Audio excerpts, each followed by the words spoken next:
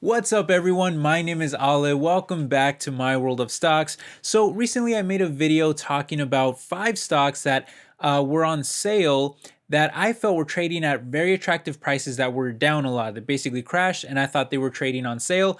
If you haven't seen that video, I'll link it up for you up here or down on a pinned comment as well.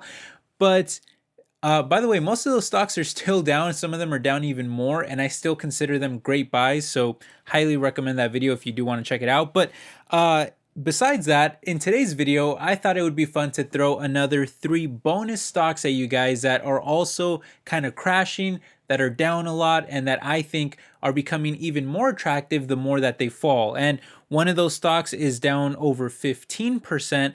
The second stock is down over 30%, and then the third stock is down over 40%. So these are some stocks that are down pretty heavy, and I just think they're getting very attractive at these levels. Just to be clear though, of course, it goes without saying, these are stocks that are down heavily, so they do have a lot of risk to them. They might continue to fall. Nobody can really predict or time the stock market. So please, as always, do your own research, make your own decisions. This is just my opinion. I'm just sharing some stocks with you guys that I think are getting to some very attractive levels.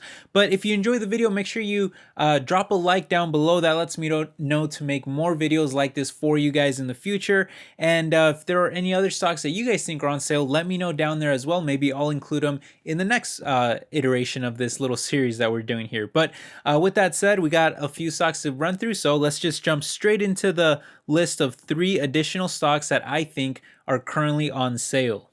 Okay, now let's kick things off here with a stock that I actually own already myself, and that is the giant pharmaceutical company Pfizer, ticker symbol PFE. And obviously you guys have heard of this one. They're one of the biggest plays right now on the pepperoni V-shot market, which is unfortunately a market that I think is only going to get even bigger over time because of the global health issue, which we'll talk more about in just a second. But when looking at the stock, this is actually the one that has dropped the least amount of the 3, but if you look closely, they're actually only up by around 35% in the past 5 years, at a time when many other stocks have skyrocketed. And not just that, but if you zoom in on the past year, they're actually hanging around the midpoint of their 52-week range after having dropped by over 15% from their highs.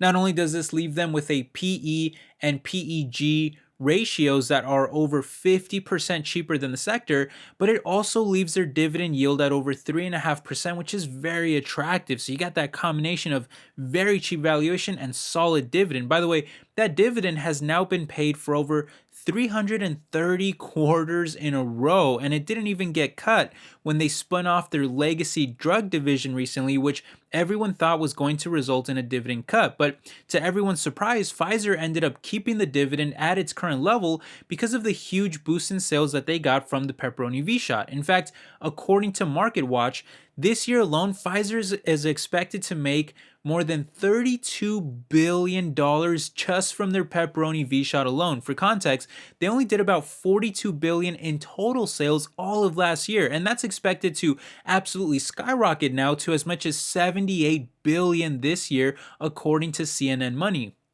But it doesn't even stop there. Boosters are likely going to keep the money train rolling for these giant pharmaceutical companies, as just a few days ago, the FDA gave emergency use approval for Pfizer boosters for certain populations, and that's already expected to bring in another $26 billion for Pfizer and BioNTech, which I think is only going to get larger over time as more people take boosters. And whether, your own personal feelings, if you think that's right or wrong, I just think it's going to be the reality of the world we live in, where I think this is going to turn into kind of a recurring theme, just like the flu shot every year, and you're just going to see more and more boosters over time. And that's going to make them a lot of money.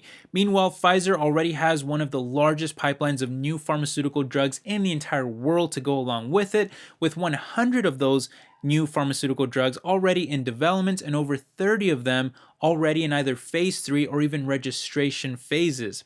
So you consider the cheap valuation, the fact that the stock hasn't even really moved much in the past 5 years, the current dip of over 15%, the very nice dividend, the higher growth company now that they've essentially spun off their legacy part of their business that was kind of slowing them down, the giant boost in sales coming from the pepperoni shot, and the huge pipeline of new products to keep them moving in the right direction even further.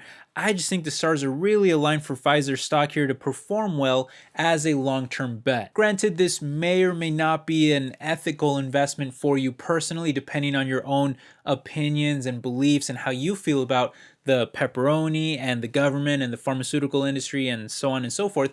But just from an investment standpoint, I do think that Pfizer stock is looking pretty attractive at these current levels. But let me know what you guys think down below. I'd love to hear your thoughts as well.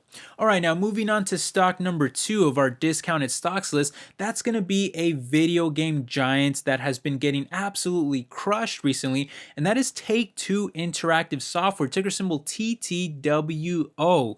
And when looking at the stock, it is technically up by over 200% in the past 5 years, but more recently, the stock has cratered to the very bottom of their 52-week range, representing a crash of more than 30% from its highs. And there's a couple reasons for this. First of all, Take-Two is mostly famous for their 2K Sports division that makes the best-selling basketball game every year in NBA 2K, as well as Rockstar, who's famous for extremely popular games like Red Dead Redemption and the biggest money driver of all for Take-Two as basically the entire company in GTA, the Grand Theft Auto franchise. The problem, however, is that these franchises are getting a little stagnant, with GTA in particular having the latest entry in the series called GTA 5 having been initially released all the way back in 2013. That was the last time we got a new version of GTA. That's around 8 years ago. And despite that huge gap in time, they still haven't officially announced that GTA 6 is even in development, let alone an actual release date for it.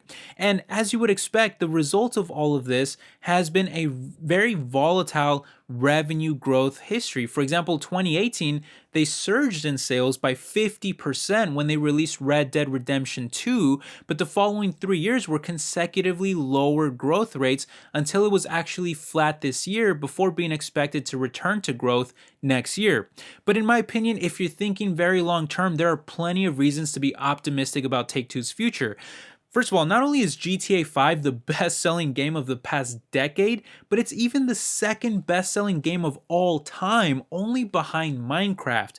And I can tell you right now that GTA 6 will probably outsell it, but even without talking about 6, Take-Two is still trying to milk out GTA 5 as much as possible by continuously updating the online game mode, as well as making new updated versions for the new console generations in PlayStation 5 and Xbox Series X that will release next year. It's just going to keep bringing in more and more money for that GTA franchise. Meanwhile, the global gaming market is expected to grow to nearly $220 billion by 2024, according to gaming research firm Newzoo. And Take-Two is investing heavily right now to take full advantage of that. To give you some context here, they only brought in less than $4 billion in sales last year, but between now and then, Take-Two is building up a huge pipeline of over 60 different games that they plan to release by, you guessed it, 2024. Not to mention that 2K is even getting a chance to start making NFL games again, which they weren't able to do for many years after Electronic Arts bought an exclusivity license all the way back in 2005. They won't, however, be simulation games like Madden, since EA got a contract extension for those type of games until 2026, which is super unfortunate because those games the Madden games, in my opinion, have really been going downhill and they really need a competitor. But regardless of that, it's still a nice addition to be able to make at least arcade style NFL games again. And I'll probably be trying those out myself. I think they have definitely the potential to be a lot of fun and sell well. And when you add up all of these different positives, I just think there's a lot more to like here than is currently being reflected in the stock price. In fact, the current price in the $140 range is not only cheaper than the average analyst price target, but it's even lower than the lowest estimate too. Still, that doesn't necessarily mean that this is a safe pick, especially in the short term. Video game stocks are notorious for having very rich valuations, and Take-Two has never been an exception to that. And you guys know what that means when you have rich valuation stocks and the broader stock market takes a hit, if the economy takes a hit and there's a big downturn in the stock market, well, those richer valuated stocks tend to get hurt the most. And so there is some risk there in the short to kind of medium term.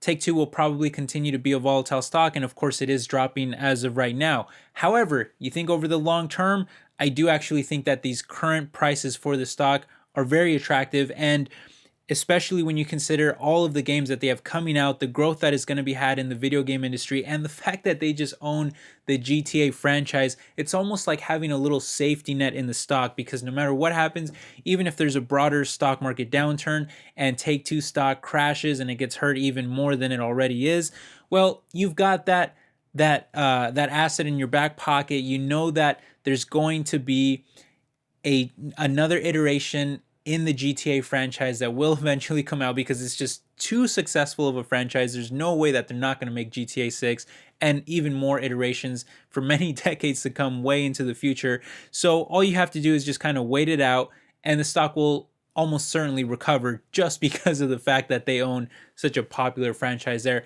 on top of the other ones that they also own. So anyway, I have personally a lot of exposure to video game stocks already, just through like Microsoft, Tencent, Apple, Zynga, and others. So I'm not rushing in to buy Take-Two at this moment, but I'm heavily considering it. And if it was to drop like another 5 to 10%, I think it'd just be too attractive to ignore. I'd have to pick up some shares, even just to have the exposure to GTA, because I think that's going to be a money-making machine for decades out into the distant future. Okay, and that's going to leave us now with the final stock of the list at number 3. And to be completely honest, this is actually the one that I like the most right now. It is looking like the most interesting of all 3, and that's going to be a dividend payer and the world leader in home gardening soil and fertilizer in Scotts Miracle-Gro, ticker symbol SMG, who is obviously famous for things like soils and potting mixes and weed control and various landscaping tools and products and solutions and so on. You get the idea. But we'll talk more about their business in just a second. But when taking a quick look at the stock, we can see that not only is this the stock that I'm the most excited about of the 3, but it's also the one that has dropped by the largest amount.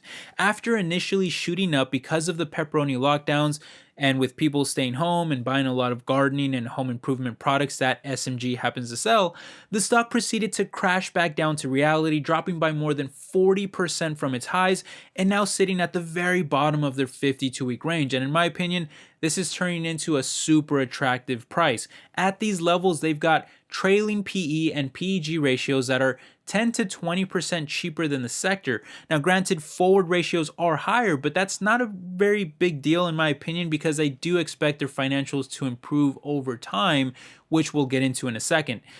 What this also means, though, is that their dividend is now starting to approach 2%. I know that's still pretty small, but SMG's dividend has never really been very high to begin with, and with a low payout ratio and 12 years of consecutive growth, I'd also be willing to say that it's a very safe dividend stock overall.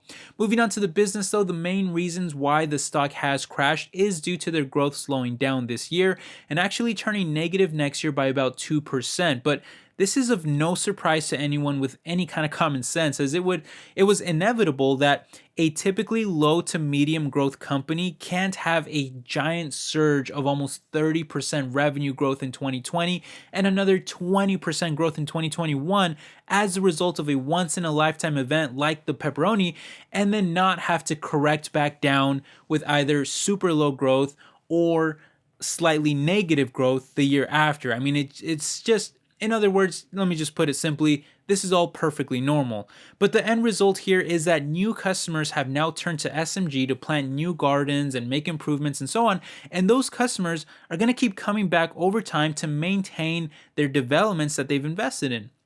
In other words, this is a long-term benefit for Scotts. In fact, I actually started buying Scotts products myself during the pepperoni lockdowns, and I can tell you firsthand that I plan to keep going back to them for a number of various reasons and different things that I need. But typical garden soils and tools are actually not the biggest reason why I'm excited about SMG myself.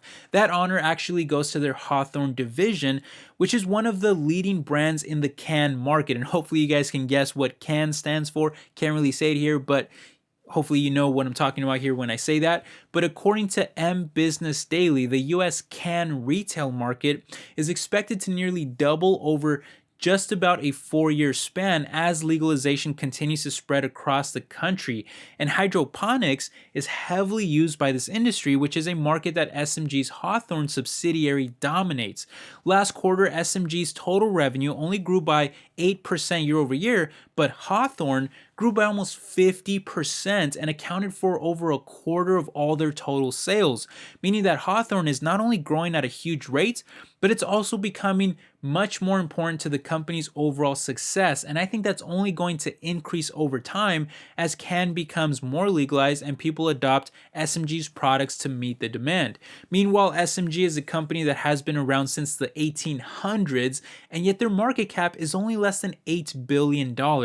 In my opinion, there's plenty of space there for the stock to rise a lot more, especially over the long term. I'm not saying that it's a screaming buy at these current levels, or that there isn't any risk, or that it can't fall anymore, or that the company doesn't have any issues. But what I am saying is that when you look at the whole picture here and you think long term, this is one of the most solid options out there in the stock market right now, in my opinion. I'm not telling you guys what to do. Do your own research, make your own decisions, but I am very heavily considering buying this stock right now, especially after seeing it crash in these last few months.